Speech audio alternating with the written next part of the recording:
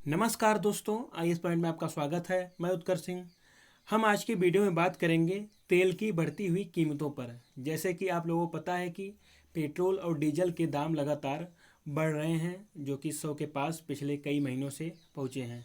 लेकिन इसके साथ साथ अब खाने वाला तेल भी पिछले कई दिनों से अपने रेट का दोगुने रेट पर बिक रहा है। पहले जो उसकी कीमत थी उससे लगभग 100 रुपये ज़्यादा बिक रहा है, मतलब पेट्रोल की कीमत से दोगुनी कीमत। तो हम इसी पर बात करेंगे। तो आज का टॉपिक है कि जो तेल है वो अपनी कीमतों के लिए तेल लगवा रहा है, मतलब कि वो हम लोगों को परेशान कर रहा है कि उसकी कीमत इतना ज़्यादा हो गई है कि इससे आम जनता परेशान हो गई है। तो हम इसी पर बात करेंगे कि तेल का रेट क्यों महंगा हुआ है, मतलब इतना महंगा क्यों बिक रहा है तेल। तो डीजल और पेट्रोल की तरह खाद्य तेलों के दाम में भी आग लगी हुई है। पिछले एक साल में ही करीब 100 रुपये प्रति लीटर तक की वृद्धि हो चुकी है। दाम नियंत्रण के लिए जो कमेटी बुलाई गई थी उसकी कई रस्में अदायगी साबित हो रही हैं, मतलब दाम को रोकने के लिए बहुत सारी कमेटी गठित की गई थी, लेकिन इससे कोई फ़ायदा नहीं हुआ है। अब पामोलिन आयल, सरसों का तेल और सोयाबीन सबके दाम आसमान पर हैं। सवाल यह है कि आखिर वो कौन सी वजह है और सरकारी आदेश है जिसकी वजह से कुछ लोग तेल के खेल में अरबों कमा रहे हैं और आम जनता महंगाई की मार को झेल रही है। तो भारत में बीते एक साल में खाद्य तेल के दामों में ज़बरदस्त बढ़ोतरी हुई है। देश की एक बड़ी हुई आबादी पहले से ही महंगाई, कोरोना वायरस और लॉकडाउन की वजह से जूझ रही है। पिछले 1.5 साल से भारत की एक बहुत बड़ी आबादी, लगभग 1 अरब जनसंख्या, वैसे तो 1 अरब 40 करोड़ जनसंख्या भारत की है, लेकिन लगभग ही 1 अरब जनसंख्या पहले से ही महंगाई, कोरोना वायरस और लॉकडाउन की वजह से जूझ रही है। ऐसे में खाद्य तेल में दामों में हुई इस वृद्धि ने आम आदमी के बजट को तबाह कर दिया है। भारत में आमतौर पर 6 खाद्य तेल का इस्तेमाल किया जाता है, जिसमें सरसों का तेल है, मूंगफली का तेल, डालडा वनस्पति तेल है, रिफाइंड सोया तेल है, सूरजमुखी का तेल सनफ्लावर ऑयल है और ताड़ का तेल पाम ऑयल शामिल है।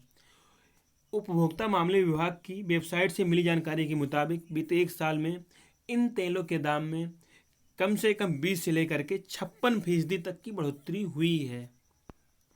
भारत में खाद्य तेलों का दाम इंटरनेशनल मार्केट में तय हो रहा है, क्योंकि भारत अधिकतर तेल का आयात करता है, मतलब अपनी ज़रूरतों का अधिकतर तेल 70% तेल आयात करता है।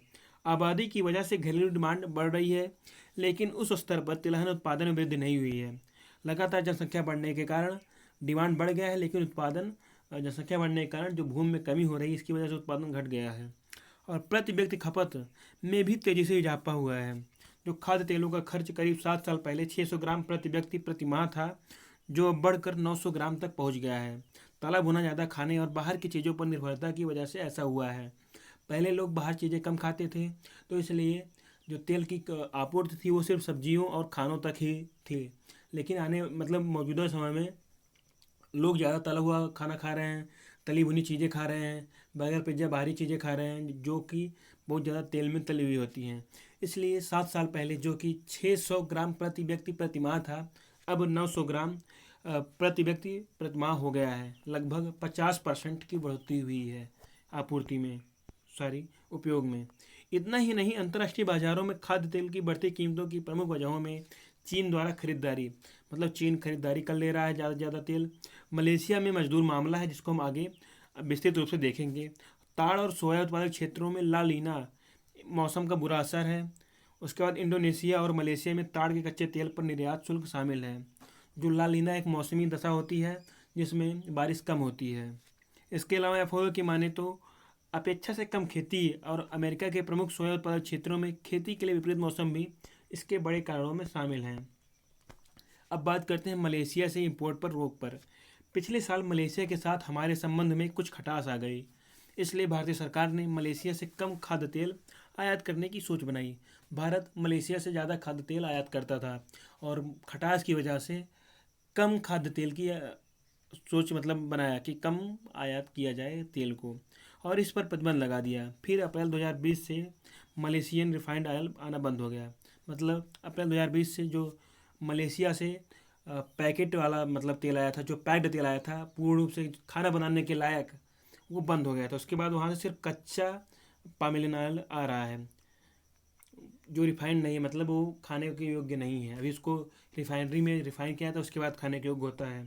तो लेकिन भारत में इतनी रिफाइनरी नहीं है कि वह जो माल समय पर रिफाइंड होकर जनता तक पहुंचा सके। जो इंडोनेशिया से क्रूड मतलब कच्चा पामोलिन ऑयल आ रहा है, उसको रिफाइन करके जनता तक पहुंचाने के लिए भारत के पास ज़्यादा से ज़्यादा रिफाइनरी नहीं है। महाराष्ट्र जैसे बड़े सूबे में 2 रिफाइनरी काम कर रही हैं, इसलिए माल की आपूर्ति बाधित हो रही है। हमारे देश में बहुत कम लोग खाद्य तेलों के आयात से जुड़े हुए हैं। उनमें इस अवसर का फ़ायदा उठाकर भारी मुनाफा कमाने की प्रवृत्ति आ गई है। उन्होंने खाद्य तेलों की होर्डिंग कर ली है। मौके का फ़ायदा उठाने के लिए अमेरिका तक के बिजनेसमैन इस कारोबार में कूद पड़े हैं। सटोरिये पैसा लगाकर मार्केट में तेल का खेल खेल रहे हैं। वो जब चाहते हैं तब दाम बढ़ा देते हैं, जिसका खामियाजा जनता को ज़्यादा से ज़्यादा दाम देकर चुकाना पड़ रहा है। और जो इसमें बड़े बड़े लोग हैं, इसकी स्टोरिंग कर रहे हैं, मतलब मुनाफा जमाखोरी कर रहे हैं। जमाखोरी करके मुनाफाखोरी करते हैं। तेल को पहले जब कम कीमतों पर ख़रीद लेंगे, उसके बाद जब मार्केट में तेल कम हो जाएगा तो जो तेल खरीदे रहेंगे उसको ज़्यादा ज़्यादा कीमत पर बेचेंगे। अब बात करते हैं कि सरकार इसके लिए क्या करे। सरकार को रिफाइंड पामोलिन ऑयल का आयात शुरू कर देना चाहिए। मलेशिया पर जो प्रतिबंध लगाए गए उसको हटा देना चाहिए। सरकार ने खाद्य तेलों पर 35% आयात शुल्क और कृषि कल्याण सेस लगाया है, जिसे हटा देना चाहिए। दाम काबू होने तक इस पर लगी 5% GST खत्म की जाए। सरकार खुद सार्वजनिक वितरण प्रणाली के माध्यम से कम दाम में लोगों को तेल उपलब्ध कराए, जिससे तेल सभी के पास उचित मात्रा में कम कीमत पर पहुंच जाए। अगर वीडियो से कोई भी जानकारी हो तो वीडियो को लाइक कीजिए, दोस्तों में शेयर कीजिए और चैनल को सब्सक्राइब कीजिए। और हम लोगों द्वारा सब्सक्राइब करने के लिए बहुत कम तेल लगवाइए, ज़्यादा तेल मत लगवाइए। धन्यवाद।